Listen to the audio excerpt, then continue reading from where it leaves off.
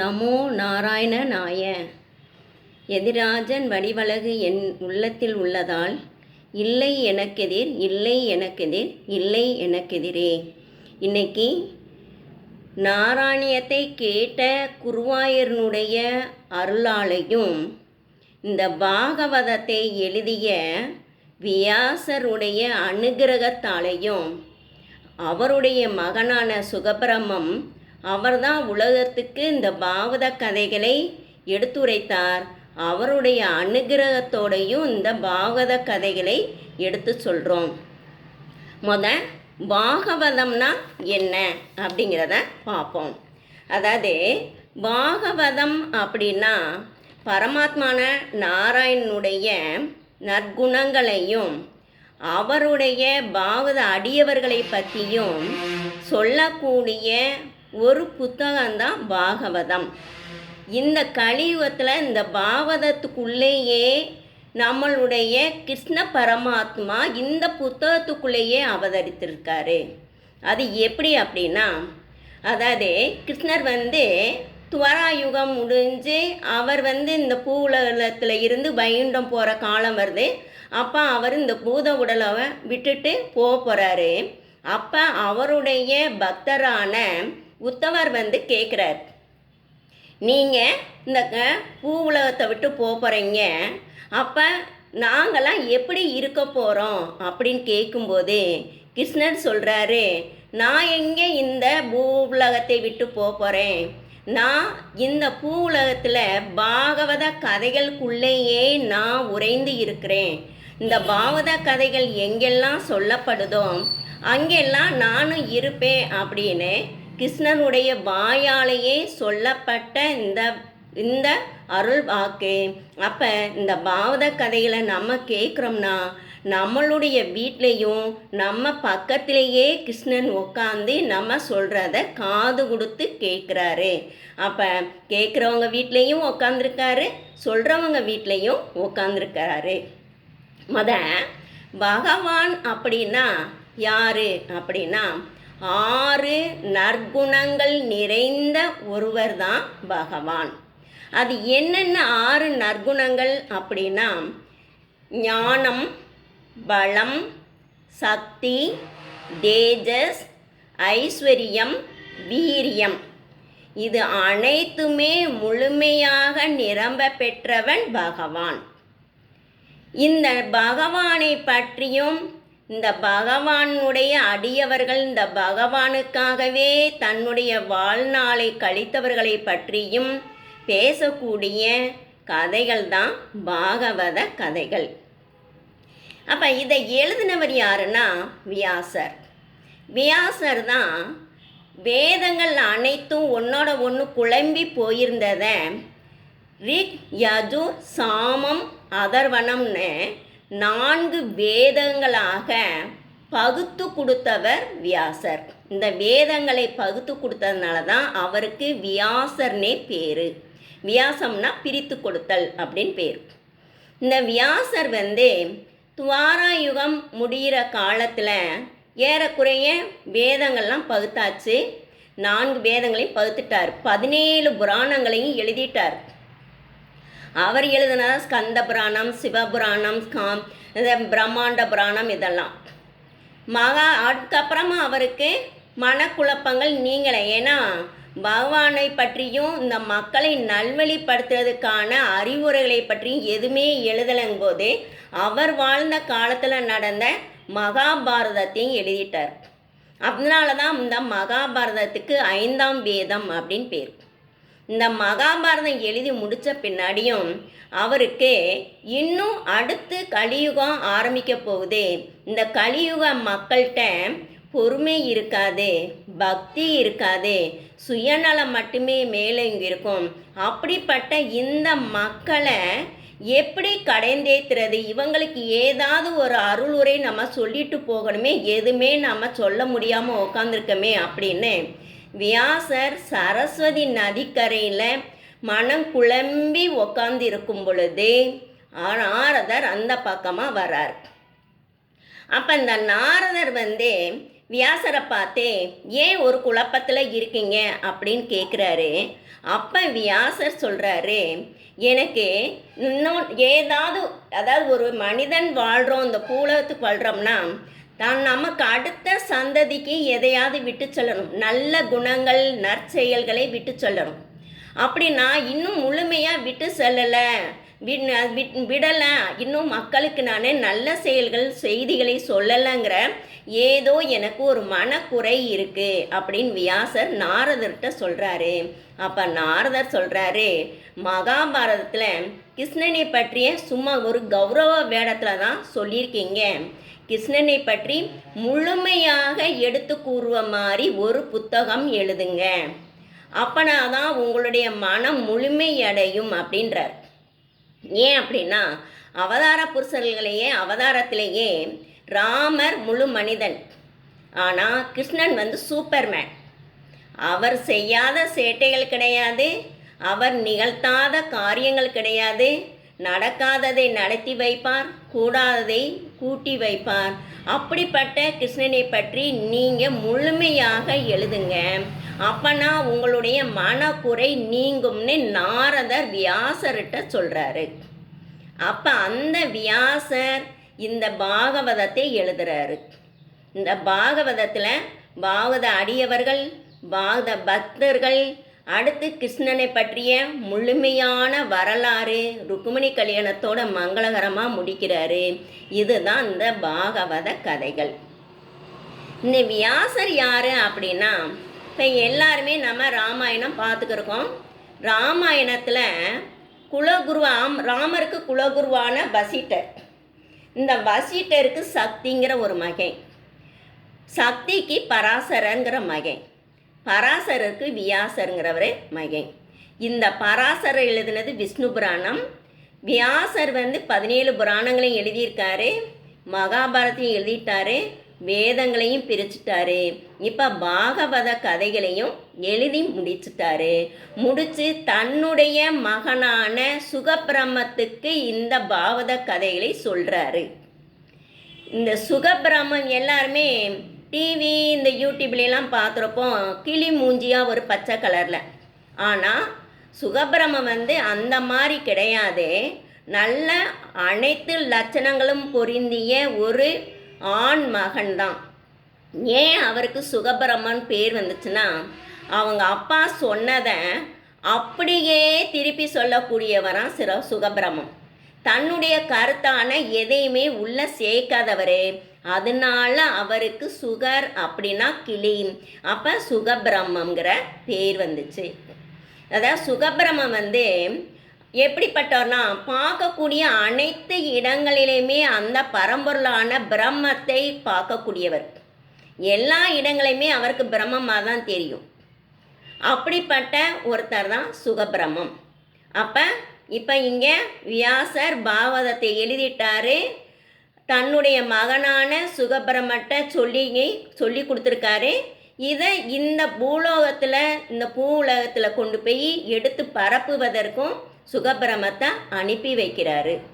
இது இப்படி இங்கே இருக்கட்டும். நம்ம இங்கே மகாபாரத காலத்துக்கு வரலாம். மகாபாரதத்தில் குருசேத்திர போர் முடிஞ்சிருது. முடிஞ்ச பின்னாடி தர்மருக்கு பட்டாபிஷேகம் பண்ணி வச்சுறாங்க.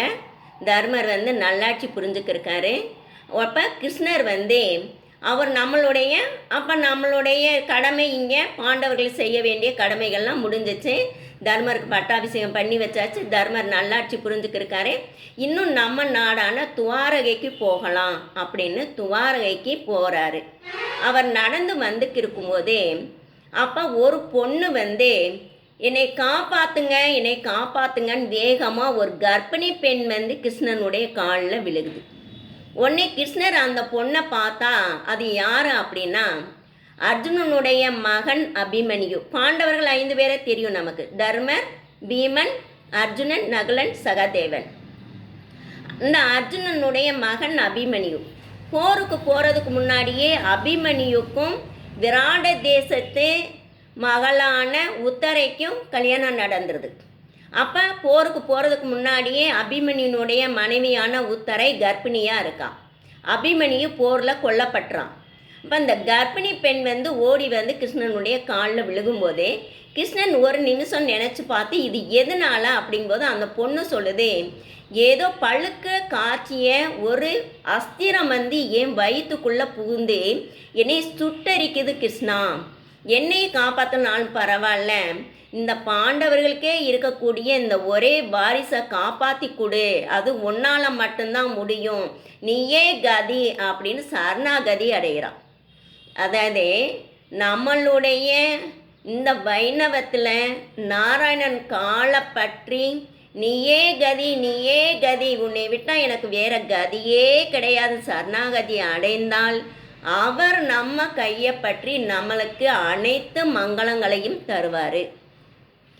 அப்போ இங்கே உத்தரை சரணாகதி அடைகிறான். உத்தரையோட குந்தி தேவி, அபிமன்யுனுடைய பாட்டியான குந்தி, உத்தரையோட அம்மா, அடுத்து திரௌபதி, அடுத்து சுபத்ரா, 5 பேருமே வந்து கிருஷ்ணனுடைய காலில் விழுகிறாங்க. இது எதனால அப்படின்னு கிருஷ்ணன் நினச்ச உடனே அவருக்கு தெரிஞ்சது, துரோணாச்சாரியனுடைய, ஏன்னா பாண்டவர்கள் கௌரவர்களுடைய ஆச்சாரியார் வந்து குரு வந்து துரோணாச்சாரியார். அந்த துரோணாச்சாரியருடைய மகன் அஸ்வத்தாமன் கௌரவர்களோட சேர்ந்து போர் புரிந்தவன். அவன் வந்து என்ன பண்ணிட்டான், எல்லாத்தையுமே இந்த பாண்டவர்கள் பீமன் எல்லாருமே சேர்ந்து கௌரவர்கள் 100 பேரையும் கொன்னுட்டு ஆட்சி படத்தை ஏற்றோடனே இந்த அஸ்வத்தாமனால் அதை தாங்க முடியல. அதனால அஸ்வத்தாமன் அபாண்டாஸ்திரம் சொல்லி ஒரு அஸ்திரத்தை ஏவுறான். அதாவது அபாண்டாஸ்திரம்னா பாண்டவருடைய வம்சம் அனைவருமே அழியணுங்கிறதா அந்த அஸ்திரம். அது என்ன பண்ணியிருக்கு, 2ஆக பிரிஞ்சு பாண்டவர்கள் பக்கமும் இங்கே உத்தரை கர்ப்பத்தில் இருக்கக்கூடிய அந்த சிசுவையும் அழிக்க வந்திருக்கு. அப்போ அந்த ஒரு பகுதியை பார்த்து தான் கிருஷ்ணர் என்ன பண்ணுறாரு, ஆகா அப்போ பாண்டவர்களை அழிக்க ஒரு பகுதி போயிருக்குன்ட்டு தன்னுடைய சக்கரத்தை ஏவி அந்த பாண்டவர்களை சுற்றி சுற்றி வந்து அந்த சக்கரம் அந்த அஸ்திரத்தை அழிக்கிறதுக்கு ஏவிறாரு. இங்கே வந்து கர்ப்பத்தை காப்பாற்றணுங்கிறதுக்காக கிருஷ்ணர் தானே கட்டை விரல் அளவு உருக்கொண்டு உத்தரவுடைய கருவுக்குள்ளே போய் தன்னுடைய கையில் இருக்க கதாயத்தினால அந்த கருவில் இருக்க குழந்தைய சுற்றி சுற்றி சுற்றி வந்து அந்த அஸ்திரத்தினுடைய வீரியத்தை வெளியேற்றுறாரு. அப்போ அவர் சுற்றி சுற்றி வரும்போது அந்த கர்ப்பத்துக்குள்ளே இருக்கக்கூடிய அந்த சிசுவும் இந்த நாராயணனை சுற்றி சுற்றி பார்க்குது, கிருஷ்ண பரமாத்மாவை சுற்றி சுற்றி பார்க்குது. ஒரு தெய்வீக புருஷன் ஏதோ ஒரு குட்டியாக நம்மளை மாதிரி சின்னதாக அம்மா வயிற்றுக்குள்ளே நம்மளோட சேர்ந்து வந்து நம்மளை சுற்றி சுற்றி வந்து விளையாட்டு காட்டுதேன்னு அதுவும் சுற்றி சுற்றி பார்த்துக்கிருக்கு. அதாவது பரி அப்படின்னா சுற்றுதல், பரிசத்துனா சுற்றி சுற்றி பார்த்தல். அப்போ அந்த குழந்தைக்கு பரிசத் அப்படின்னு ஒரு பட்ட பேர். நான் அதை வந்து இந்த ஞாபகம் வச்சுக்கணும், பரிசத்துங்கிறது பட்ட பேர். அப்போ அந்த குழந்தைய இவர் என்ன பண்ணார், தன்னுடைய கதையினால் சுற்றி சுற்றி வந்து அந்த அஸ்திரத்தினுடைய வீரியத்தை எல்லாம் குறைச்சிட்டு அப்போ அந்த வெளியே வந்துடுறார். வெளியே வந்த பின்னாடி என்ன பண்ணுறாரு, இன்னும் துவாரகை போகலாம் அப்படின்னு நினைக்கும் போதே இந்த உத்தரை குந்தி தேவி எல்லாருமே குழந்தை பிறக்குந்து குழந்தையினுடைய முகத்தை பார்த்த பின்னாடி போக சொல்லி கேட்குறாங்க. சரின்னு கிருஷ்ணர் தங்கிறார். குழந்தையும் உரிய காலத்தில் பிறக்குது. எப்பயுமே ஒரு அரச குலத்தில் ஒரு வாரிசு பிறக்கும் போதே சுற்றுப்பட்டு இருக்கக்கூடிய அனைத்து ரிஷிகள் முனிவர்கள் அடுத்து அதாவது இந்த காலநிலைகள் கிரக நிலைகள்லாம் கணிக்கக்கூடிய ஜோசியர்கள் அனைவருமே ஒன்று கூடிடுவாங்க. ஏன்னா அப்பனாதான் அந்த குழந்தையினுடைய ஜாதக நிலை அந்த குழந்தையினுடைய குணநலங்களுக்கு ஏற்ற மாதிரி இனிமே அந்த நாடு எப்படி இருக்குங்கிறத நிர்ணயிப்பாங்க, கணித்து சொல்லுவாங்க. அப்போ அந்த குழந்தை பிறக்கும்போது அனைத்து ரிஷிகளும் முனிவர்களும் வந்துடுறாங்க, யாகமும் நடத்திக்கிருக்காங்க, குழந்தையும் பிறக்குது. ஆனால் குழந்தை வந்து எப்படி இருக்குன்னா மூச்சு பேச்சு இல்லாமல் ஒரு கறிக்கட்டை மாதிரி கிடக்கு. ஏன்னா அந்த அஸ்திரத்தினுடைய வெக்கை வெப்பம் அந்த குழந்தையே கொஞ்சமாவது இந்த கிருஷ்ணன் உள்ளே போகிறதுக்கு முன்னாடி தாக்கியிருக்கும். அப்போ அந்த குழந்தை வந்து அப்படி இருந்த உடனே அப்போ அந்த யாகம் நடத்தக்கூடிய முனிவர்கள்லாம் என்ன சொல்கிறாங்க, இந்த குழந்தைய யார் வந்து சுத்தமான பதிவிரதன், உண்மையே பேசுபவன், தர்மத்தின் வழி நடப்பவன் அவன் வந்து இந்த குழந்தையை தொட்டு ஆசீர்வதித்தான் அந்த குழந்தை நல்ல பவித்திரமான குழந்தையா வந்துடும் அப்படின்னு சொல்கிறாங்க. அப்படின்னு சொன்ன உடனே உத்தரை வந்து கிருஷ்ணனுடைய மடியில் அந்த குழந்தைய கடத்திடுறான். கிருஷ்ணா, உன்னைய விட்டால் வேற வழி கிடையாது, நீ தான் இந்த குழந்தைய பவித்திரமான குழந்தையா ஆக்கி கொடுக்கணும் அப்படின்றாப்ல. உடனே கிருஷ்ணனும் நான் வந்து பதிவிரதனாக இருந்தால், உண்மைக்கே உடன்படுபவனாக இருந்திருந்தால், சத்தியத்துக்கு கட்டுப்பட்டவனாக இருந்தால், தர்மத்திற்கு கட்டுப்பட்டவனாக இருந்தால் இந்த குழந்தை உயிர் பெறட்டும், நல்ல குழந்தையாக தெய்வீக குழந்தையாக வரட்டும்னு அந்த குழந்தைய தடவி கொடுத்து ஆசீர்வதிக்கிறாரு. அந்த தெய்வீக குழந்தையும் நல்லா சிரித்து வெளிவந்துருது. அதாவது நல்ல பரபுருஷனுடைய கைப்பட்ட உடனே, அது கர்ப்பத்தில் இருக்கும்போதே பரபிரம்மாவை பார்த்தது, பிறந்த உடனே பரபிரமனுடைய அருளாசியோடு இருக்கிறதுனால அந்த குழந்தை வந்து நல்ல பவித்திரமான ஒரு தெய்வீக குழந்தையா இருக்கு. அந்த குழந்தைக்கு ரிஷிகள் எல்லாருமே இந்த விஷ்ணு வந்து நமக்கு பொக்கிஷமாக தானமாக அன்பளிப்பாக கொடுத்த குழந்தை இது, அதனால விஷ்ணுராதன்னு பேர் வைக்கிறாங்க. இந்த குழந்தைக்கு பேர் விஷ்ணுராதன். அதாவது தர்மர் வந்து தர்மர், பீமன், அர்ஜுனன், நகுலன், சகதேவன் இவங்களாம் தாத்தா வைகிறாங்க. அப்போ தர்மர் வச்ச பேர் விஷ்ணுராதன். அப்போ இந்த குழந்தை வந்து எப்படி பிற்காலத்தில் இருப்பான் அப்படின்னு ஜாதகத்தை கணிக்க சொல்லும்போது, இந்த குழந்தை வந்து அனைத்து விதமான மங்களங்களும் நிறைந்தவன், அனைத்து விதமான நற்குணங்களும் நிறைந்தவன், தைரியமானவன், போரில் அர்ஜுனனுக்கு நிகரானவன், தான தர்மங்கள் பண்ணுவதில் கர்ணனுக்கு நிகரானவன், அனைத்து ரிஷிகள் முனிவர்கள் மக்கள் அனைவருமே தன் கண்போல காப்பாற்றுபவன் அப்படின்னு சொல்கிறாங்க. அப்போ இந்த விஷ்ணுராதனும் நல்லா வளர்ந்து வர்றாரு. கிருஷ்ணனும் துவாரகைக்கு போயிடறாரு. ஏறக்குறைய மகாபாரத போர் முடிந்து 32 ஆண்டுகள் இவங்க நல்லாட்சி புரிஞ்சுக்கிருக்காங்க. கிருஷ்ணர் வந்து அவருடைய கடமை முடிந்த உடனே அவர் வைகுண்டம் போகணுன்னு போயிறார். அதுக்கப்புறம் இங்கே தர்மர், அர்ஜுனன், பீமன் இவங்களுக்கெல்லாம் இந்த பூவுலகத்தில் இருக்க பிடிக்கல. அப்போ இந்த பரிசத் மகாராஜா, இப்போ நம்ம வந்து விஷ்ணுராதனை பரிசத்துனே சொல்லிடலாம். ஏன்னா கிருஷ்ணனுக்கே பிறந்த உடனே கிருஷ்ணனுக்கு பரிச்சை வச்சு கிருஷ்ணனை வந்து நல்ல பதிவிரதன், தர்மவான், சத்தியவான்கிறத நிரூபிக்க வச்சது இந்த விஷ்ணுராதன்.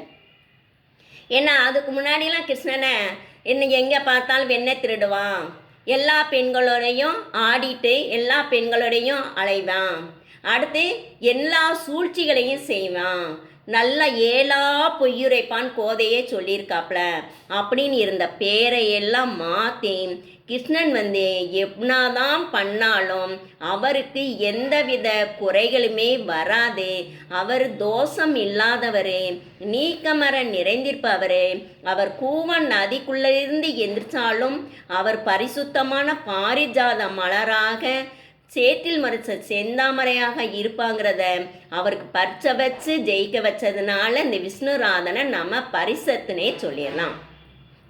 அப்போ இந்த தர்மர் வந்து பரிசத்துக்கு பட்டம் சூட்டிட்டு அவங்க காட்டுக்கு போயிடறாங்க தன்னுடைய காலங்களை முடிக்க. இந்த பரிசத் வந்து நல்லா ஆட்சி புரிகிறாரு, ரொம்ப ரொம்ப நல்லா மக்களை பாதுகாக்கிறாரு, முனிவர்களுக்கு ரிஷிகளுக்கெல்லாம் தான தர்மங்கள் பண்ணுறாரு, யாகம் நடத்த உதவி செய்கிறாரு, எல்லாமே பண்ணிக்கிருக்காரு. அப்போ இந்த பரிசத் வந்து எப்பயுமே ஒரு அரசன் வந்து ஒரு குறிப்பிட்ட காலத்துக்கு ஒரு தடவை வனத்துக்குள்ளே போய் அந்த வனத்தில் இருக்கக்கூடிய கொடூர மிருகங்களையெல்லாம் வேட்டையாடுறதும் இவங்களுடைய மனு தர்மம்தான். அரசருங்கிறவன் மக்களை மட்டும் காப்பாற்றினா பத்தாதே, மக்களுக்கு துன்புறுத்தக்கூடிய மிருகங்களை வேட்டையாடுவதும் அந்த அரசனுடைய கடமை. ஏன்னா ஒரு குறிப்பிட்ட காலத்துக்கு ஒரு தடவை வன விலங்குகளை வேட்டையாடலைன்னா அந்த வன விலங்குகள்லாம் நாட்டுக்குள்ளே வந்து மக்களையும் மக்கள் வளர்க்கக்கூடிய கால்நடைகளையும் அது அழிச்சிரும். அதனால அந்த வேலையும் பண்ணணும். அப்போ பரிசத் வந்து ஒரு தடவை என்ன பண்ணுறாருன்னா காட்டுக்கு வேட்டைக்கு போகிறார். அப்படி போகும்போதே குருசேத்திரம் போர் நடந்து அந்த இடத்துக்கு முடிய வந்துடுறார். அந்த குருசேத்திரத்தில் ஒரு காளை மாடு ஒன்று நிற்கிது. அந்த காளை மாடு ஒத்த காலில் நிற்கிது, 3 கால் வெட்டப்பட்டிருக்கு.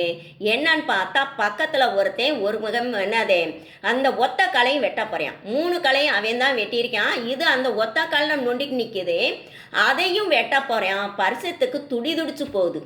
நான் ஆளக்கூடிய இந்த அஸ்தினாபுரத்தில் நான் என்னுடைய நாட்டுக்குள்ளே இப்படி ஒருத்தன் அது காளை மாட்டை வந்து வெட்டுறான்னுட்டு பரிசத் வேகமாக போய் அந்த மனிதனை வெட்ட போகிறாப்புல. அப்போ அந்த மனிதன் என்ன பண்ணுறாப்புல, பரிசத் மகாராஜா, கிருஷ்ணர் வந்து இந்த பூமியில் இருந்த முடிய துவாராயுகம், அவர் என்னைக்கு இந்த பூமியை விட்டு அவர் திருவடி வெளியேறிச்சோ அப்பயே இங்கே களி ஆரம்பிச்சிருச்சு. இப்போ கலியுகம் ஆரம்பித்து விட்டது. இந்த கலியுகத்துக்கான அவதார புருஷன் நான், என் பேர் கலிபுருஷன், என்னையே இனிமே இந்த உலகத்தில் விளையாட விடு, இது என்னுடைய தர்மம் அப்படின்னு சொல்கிறான். அப்போ அந்த மனிதன் கலிபுருஷன், அந்த காள மாடு தர்ம தேவதை. அந்த காள மாட்டினுடைய ஒவ்வொரு காலா வெட்டினாதான் அந்த தர்ம தேவனுடைய ஒவ்வொரு காலம் அழிச்சிட்டோம்னா அப்போ மக்கள் மனதில் இருக்கக்கூடிய தர்மங்கள்லாம் என்ன ஆயிரும், வெளியேறிடும். மக்கள் மனதில் அதர்மத்தை கொண்டு வரணுங்கிறக்காக அந்த காளை மாட்டினுடைய தவங்கிற காலை வெட்டுறாப்புல. அப்போ மக்கள் மனதில் கர்வங்கிறது மேலோங்குது. தூய்மைங்கிற காலை வெட்டிடுறாப்புல. அப்போ மக்கள் மத்தியில் காமங்கிற குணம் மேலோங்கும். கருணைங்கிற காலை வெட்டிட்டாக்குன்னா மக்கள் மத்தியில் மதிமயக்கங்கிற குணம் மேலோங்கும். மதிமயக்கம்னா கண்டதே காட்சி கொண்டதே கோலம் அப்படின்னு அலையிறாங்களேயா, அதான். அடுத்து 4வது கால் வாய்மைங்கிற காலை வெட்ட போகிறாப்புல. அப்போ தான் பரிசத் மகாராஜா போய் தடுக்கிறாப்புல. இல்லை பரிசத் மகாராஜா, என்னுடைய தர்மம் என்னுடைய கடமையை ஆற்ற விடுங்க, நான் இந்த வாய்மைங்கிற காலை வெட்டினாதான் மக்கள் மனதில் சத்தியங்கிறது அழியும் அப்படின்னு சொல்கிறாப்புல. அப்போ இந்த பரிசத் மகாராஜா, என்னுடைய நாடு முழுக்க நீ வந்து இருக்கக்கூடாது, நான் வேணா உனக்கு சில இடங்களில் தரேன், அந்த இடங்களில் மட்டும் உன்னுடைய களியாட்டத்தை போட்டுக்க அப்படின்னு சொல்கிறாப்புல. உடனே அப்போ அந்த கலிபுருஷனும் சரின்னு கட்டுப்படுறான். அது என்னென்ன இடம் அப்படின்னா, சூதாட்டம் ஆடக்கூடிய இடம், அடுத்து மது குடித்து ஆடக்கூடிய இடம், அடுத்து ஒருத்தனுக்கு ஒருத்தின் வாழாமல் கண்ட பெண்களையெல்லாம் அதாவது யாரை பார்த்தாலுமே மனைவியாக நோக்கி மாதுவாக நாடி போகக்கூடிய இடம். அப்போ சூதாட்டம், மது, மாது, அடுத்து ஜீவஹிம்சை, அடுத்த உயிர்களை துன்புறுத்தி சந்தோஷப்படக்கூடிய இடம். இந்த 4 இடங்களில் மட்டும் நீ உன்னுடைய களியாட்டத்தை ஆடிக்க, உன்னுடைய நீ இடமா எடுத்துக்க அப்படின்னு இந்த பரிசத் மகாராஜா அந்த கலிபுருஷன் சொல்லும்போதே, அப்போ கலிபுருஷன் 4 இடம் எனக்கு பத்தாது, நான் இன்னும் ஏறக்குறைய 5 லட்சம் ஆண்டுகள் இந்த பூ உலகத்தில் இருக்கணும், அப்போ எனக்கு வந்து இந்த இடம் பத்தாதும் போது சரி அப்படின்ட்டு மனிதர்கள் மத்தியில் ஆசை இருக்கணும், ஆனால் பேராசை இருக்கக்கூடாது. அந்த பேராசை இருக்கிற இடத்துல எடுத்துக்கோ. பொய் நிறையா பேசக்கூடிய இடத்துல எடுத்துக்கோ. அடுத்து கர்வம் மதம் பிடிச்சு அலையக்கூடிய மனிதர்கள் மத்தியில் நீ போய் உன்னுடைய ஆட்டத்தை காமிச்சுக்கோ. அடுத்து பொறாமை கொண்டு பேசக்கூடியவங்க மத்தியில் இருந்துக்க. அடுத்து கோபம், அடுத்து பகைமை பாராட்டக்கூடிய, தேவையில்லாமல் அடுத்தவங்களை பகைமை பாராட்டி மனசுக்குள்ளே குரோதத்தை வளர்க்கக்கூடியவங்க இடத்துல இருந்துக்கும். இந்த 10 இடத்துல இருந்துக்கும், இதுக்கு மேலே நீ கேட்கக்கூடாதுன்னு சொல்லி பரிசத் மகாராஜா கலிபுருஷன்கிட்ட சத்தியம் வாங்கிறாரு. கலிபுருஷனும் எனக்கு இந்த 10 இடம் போதும்ன்றாரு. நல்லா ஞாபகம் வச்சுக்கிறணும், இந்த 10 குணங்களுமே நம்ம கிட்ட இருக்கக்கூடாது. சூதாட்டம், மது, மாது, அடுத்தவங்களை துன்புறுத்தி இன்புறுதல், பேராசை, பொய், மதம் பிடித்து கர்வம் பிடிச்சு அலையக்கூடாது, பொறாமை கொள்ளக்கூடாது, கோபம் வரக்கூடாது, அடுத்தவங்க மேலே பகைமை பாராட்டக்கூடாது.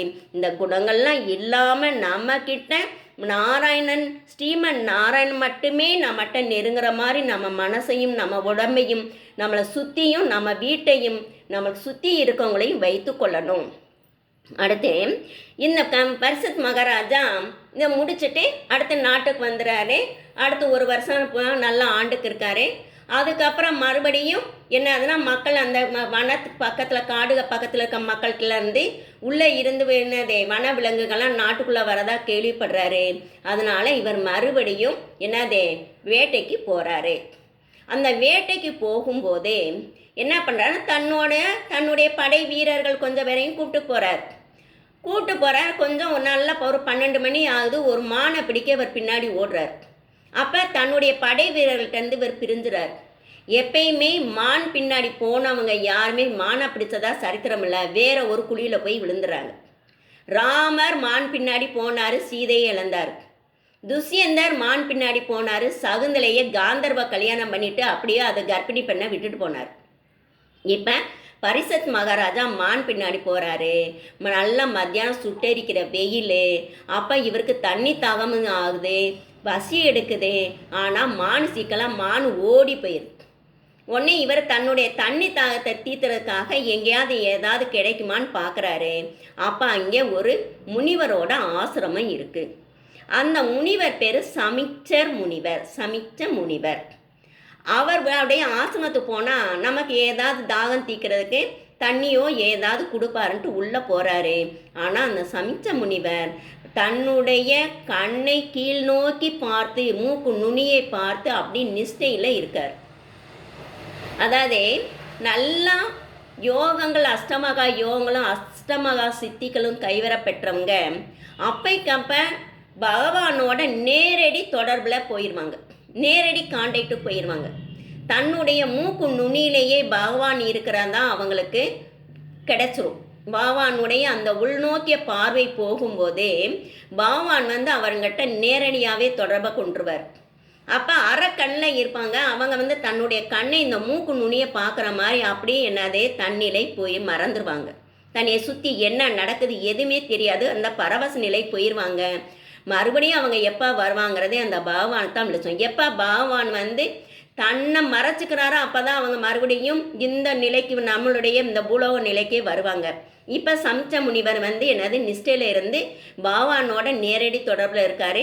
அப்போ தன்னை சுற்றி என்ன நடக்குதுன்னே அவருக்கு தெரியாது. இப்போ பரிசத் மகாராஜா என்னது முனிவரே, நான் பரிசத் மகாராஜா வந்திருக்கேன், நான் இந்த நாட்டு மகாராஜா வந்திருக்கேன், எனக்கு தாகமாக இருக்கு, எனக்கு எதாவது தண்ணி கொடுன்னு கத்தி பார்க்குறாரு. இவருக்கு அது கேட்கல. உடனே இவருக்கு கோபம் வந்துடும் இந்த பரிசத் மகாராஜாவுக்கு. அப்போ இந்த கோபம் இருக்க இடத்துல என்ன வரணும், களி வந்துடணும் இல்லையா? அப்போ கோபம் வந்த உடனே களியும் தொத்திக்கிறது. உடனே இந்த பரிசத் மகாராஜா என்ன பண்ணுறாரு, சுற்றி முத்தியும் பார்க்குறாரு. பக்கத்தில் ஒரு செத்த பாம்பு ஒன்று கிடக்கு.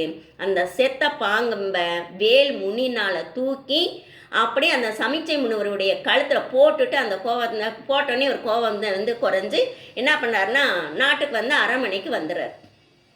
இங்கே அரண்மனைக்கு நல்லா தண்ணியெல்லாம் குடித்து சாப்பாடெல்லாம் சாப்பிட்ட பின்னாடி தன்னுடைய நிலைக்கு அப்போ தான் வரார். கோவம் தணிஞ்சு அப்போ நினச்சி பார்க்கும்போது ஐயோ நம்ம தண்ணி தாகத்துக்காக ஆத்திரப்பட்டு கோவப்பட்டு ஒரு முனிவர் ஒரு ரிஷியை நிஷ்டையில் இருக்கிறவரை நம்ம தப்பு பண்ணிட்டோம், அவரை போய் நம்ம அபச்சாரப்படுத்திட்டோமே, அப்படி நம்ம பெரிய தப்பு பண்ணிட்டோம் அப்படின்னு என்னது மனம் வெதும்பி போய் இருக்கார்.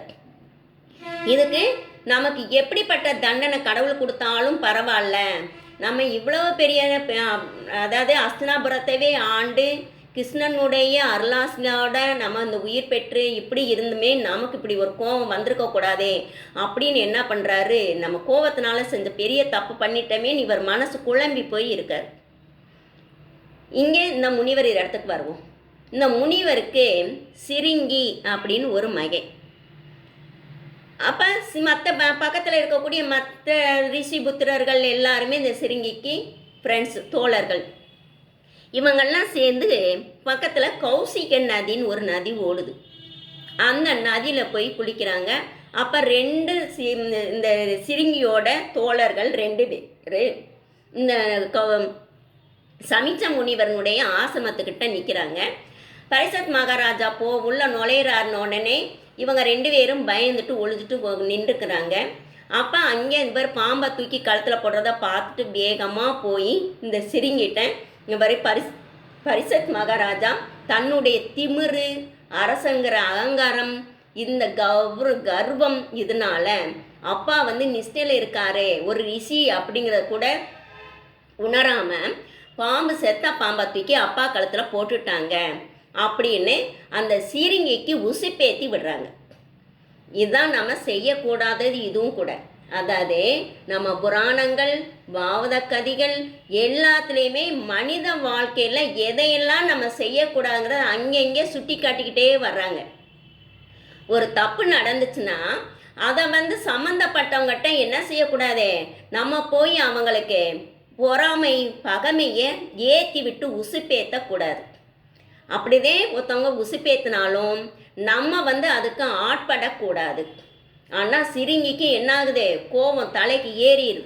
இவங்களும் நல்லா பாரு, நம்ம அப்பா நிஷ்டையில் இருக்காரு, ஒரு பெரிய ரிஷி, ஒரு மன்னன் ரிஷிக்கு முறைப்படி மரியாதையை செலுத்தாமல் இப்படி பண்ணிட்டாரே அப்படி இப்படின்னு அவங்க உசுப்பேத்த சிறுங்கிக்கு கோபம் உச்சி கேறி, பாரு நான் என்ன செய்கிறேன் பாரு, அந்த பரிசத் மகாராஜா எவ்வளோ பெரிய அரசனாக இருந்தாலும் எங்கள் அப்பாவான ரிஷியை போய் அவமானப்படுத்திட்டாரு.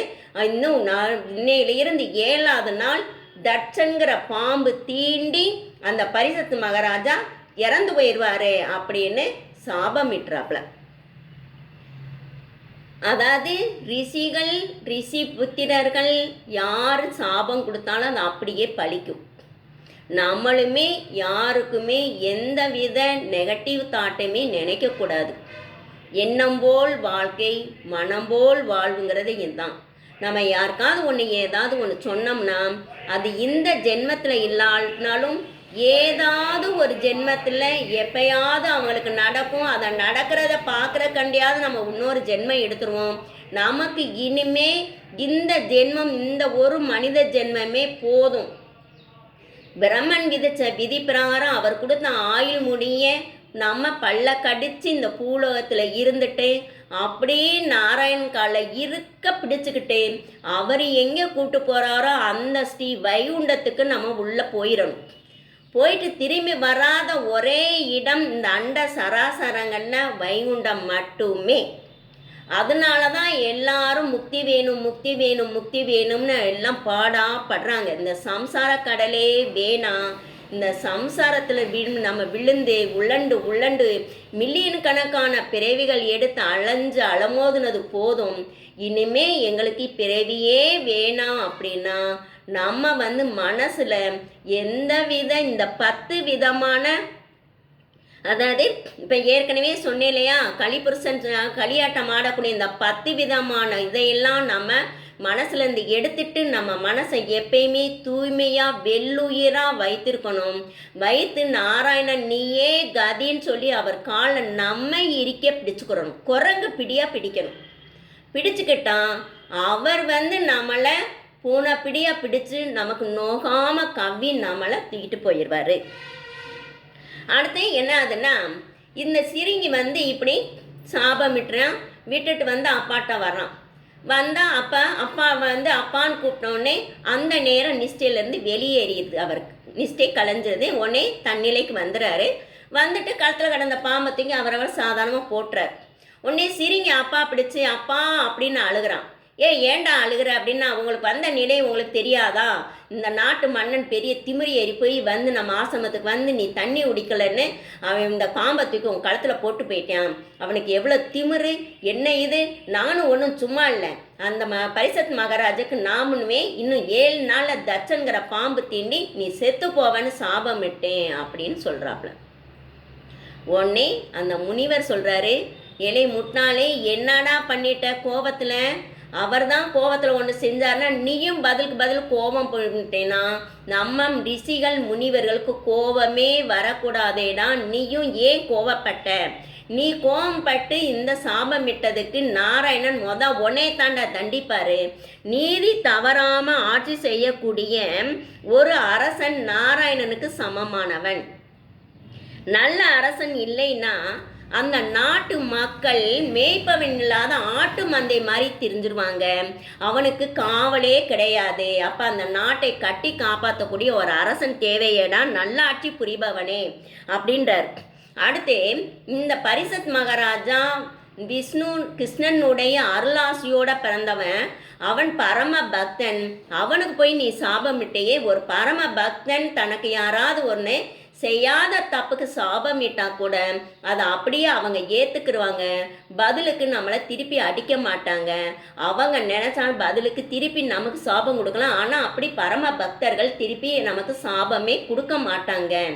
தெய்வ நம்பிக்கை இருக்கிறவங்க, பரம பக்தர்கள், நாராயணன் நம்பினவர்கள், இதுவும் நமக்கு நல்லதான், அவன் அப்படி ஏற்றுக்குருவானேடா அப்படின்னு தன்னுடைய மகனைத்தான் வைகிறார். அப்போ என்ன பண்ணுறது அப்படின்னு அந்த சமிச்சை முனிவர் யோசிக்கும் போதே, சரி இதை அந்த பரிசத் மகாராஜாக்கு தெரிவிச்சிருவோம். 7 நாளில் அவருக்கு மரணம் கிடைச்சிருங்கிறத தெரிவிச்சிருவோம். அப்போ அந்த 7 நாளுக்குள்ளே அவர் செய்ய வேண்டியதை செஞ்சுரட்டும் அப்படின்னு என்ன பண்ணுறாரு, தன்னுடைய சீடர்கள், அந்த பக்கத்தில் இருக்க ரிஷிபுத்திரர்கள்லாம் இருப்பாங்க இல்லையா, அவங்க 2 பேரை அனுப்பி இப்படி சிரிங்கி சாபமிட்டாங்கிறத அவர்கிட்ட சொல்லிடுங்கன்னு சொல்லி அனுப்பி வைக்கிறாப்புல.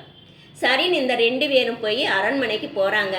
அப்போ பரிசத் மகாராஜாவும் என்னதே தான் செஞ்ச தப்புக்கு குற்ற உணர்வோடு உட்காந்துருக்காருங்கிறத ஏற்கனவே பார்த்தோம்.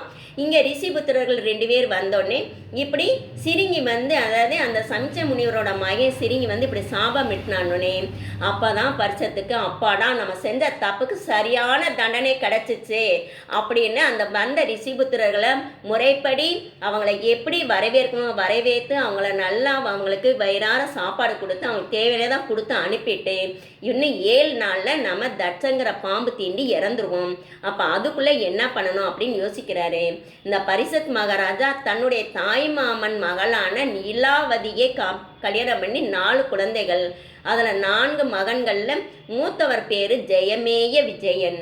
அவனுக்கு நல்ல ஒரு பருவ வயது வந்திருக்கு.